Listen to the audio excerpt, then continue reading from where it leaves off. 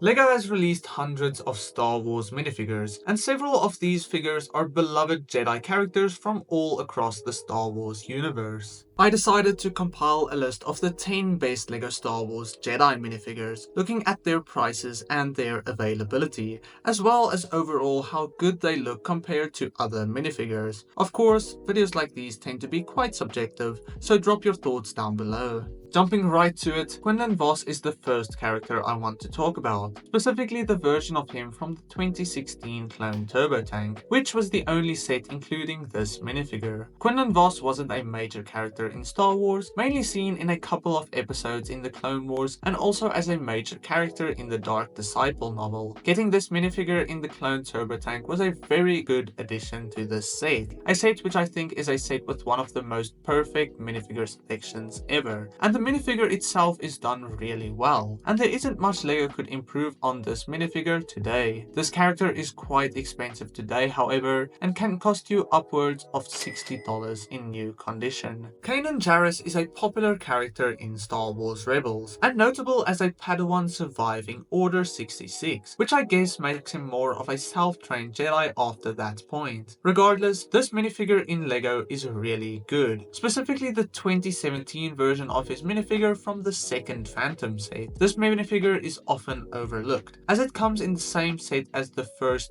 Thrawn minifigure, which was an incredibly sought after character, and many fans bought this set only for Thrawn. The Kanan Jarrus minifigure, however, is just as good, with all around good detail, but specifically a really good head mold depicting his blindfold that he wears during seasons 3 and 4 of the show. Overall, this is a really good minifigure that can cost you upwards of $50 today. Kit Fisto is a character that is long overdue for a modern minifigure that we might see very soon in the new ARC 170 rumored to release in January 2025. In 2012, Lego released the previous version of Kit Fisto in the beloved Palpatine's Arrest, and despite being over a decade old, it still holds up as quite a good minifigure today. Of course, it lacks some details such as leg printing, but the excellent head mold for Kit Fisto makes up for it. Kit Fisto is once again fairly expensive to add to your collection today, and it can cost you upwards of $40 to find this one in new condition. Anakin Skywalker is widely seen as one of the coolest characters in all of Star Wars, so of course he has to have some really good Lego Star Wars minifigures. The Jedi Starfighter from 2018 included a brand new look at Anakin in his Clone Wars outfit, which was really an amazing inclusion in the set, and I wish Lego would have done it with characters such as Obi-Wan Kenobi as well. The 2018 minifigure has quite a lot of good detail and a good new face print that is perfect for this set, and it is one of my personal favorite minifigures from my current collection. I doubt we will see a new version of Anakin with his Clone Wars armor anytime soon, so buying this one today for around $20 might be a really good investment. Another Anakin Skywalker minifigure released in 2020, namely the dual on Mustafar Anakin with stains and scorch marks on his torso. This is once again a personal favorite minifigure from my collection, as I am just a really big fan of Anakin Skywalker in general, but this is still objectively a really good minifigure and the best version of Anakin we have seen so far. This minifigure also had a really good second face print, which shows his more Sith-like look during the duel. We will be seeing a new version of Anakin really soon in 2025, so maybe it takes this spot in the near future, but for now the 2020 version does it. The minifigure can also cost you close to $30 in new condition, which isn't too bad for a minifigure of this quality. Reaching the top 5, I want to look at Luminara Unduli, another minifigure from the 2016 Clone Turbo Tank. This is by far the best version of this character in Lego, and quite honestly I cannot see a single flaw in the design of this minifigure. It is the perfect depiction of this character and easily holds up today, and it makes sense why this minifigure is worth upwards of $80 US.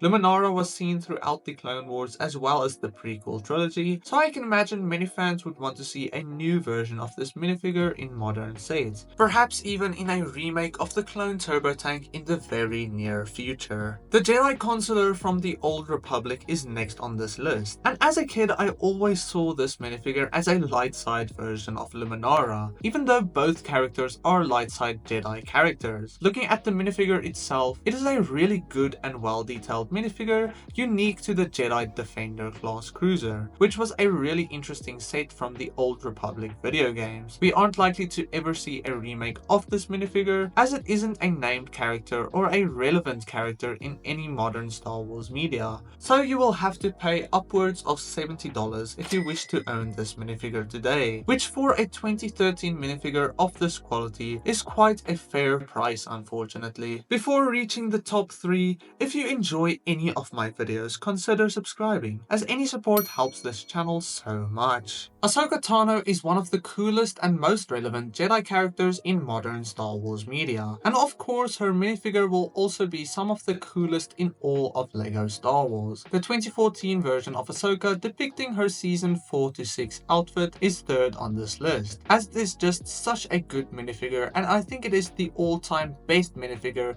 in the old Clone Wars style. This minifigure was included in both the Umbaran MHC as well as the Coruscant Police gunship, and was all around an amazing Lego Star Wars minifigure. The most exciting thing about this version of Ahsoka's minifigure is that we might be seeing a new one very soon in Ahsoka's Jedi Interceptor set, rumored for January of this year, which of course has the potential to be an upgrade of this decade-old minifigure. Regardless, this minifigure is really good and can cost you around $50 today. The runner-up on this list is yet again another Ahsoka Tano minifigure, and that is the latest version of her from the Duel on Peridea set. This minifigure depicts her in her white robes from the end of the Ahsoka show, and it just works so well for this minifigure. She also has very good arm printing, which is always a brilliant addition to minifigures like this. As it is a brand new minifigure, it isn't difficult to obtain at all, and will only cost you around $10 if you want to buy this minifigure on its own. Although I would recommend buying the whole set, as it has a bunch of really good minifigures in it. The best Lego Star Wars Jedi minifigure might be quite a surprising one to many of you, but I think the newest Mace Windu minifigure is the best Lego Star Wars Jedi minifigure. I always thought Mace Windu minifigures were quite boring,